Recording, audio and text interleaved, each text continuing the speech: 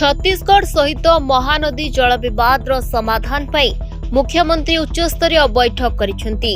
केंद्र सरकार को सहयोग रे दुई राज्य मध्य आपस आलोचना जरिया समाधान उपरे मुख्यमंत्री गुरुत्वारोप करिसेंती। तेबे मुख्यमंत्री कहिसेंती कि केंद्रीय जल कमिशन रे समस्या समाधान पाई हेउथिबा उद्यम मंथर गति रे चलिथिबारु केंद्र सरकार को सहयोग रे उभय राज्य मध्य आपस आलोचना करा जाई एही समस्यार समाधान करा जाई परिबो।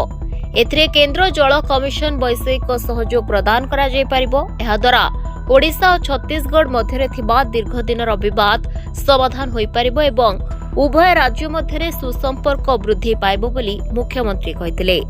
पूर्वरु फेब्रुआरी मासरे राजस्थान रे होइतिबा सर्वभारतीय राज्य जल संपद मंत्री मानकर सम्मेलन अवसर रे एवं मार्च मासरे भुवनेश्वर रे होइतिबा विश्व जल दिवस अवसर रे छत्तीसगढ़ मुख्यमंत्री विष्णुदेव साय एवं मुख्यमंत्री श्री मोहन चरण माझीଙ୍କ मध्य विषय आलोचना भी होइतिला।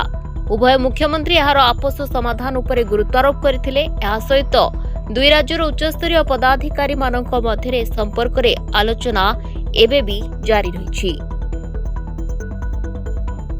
Bureau report Dinalipi live.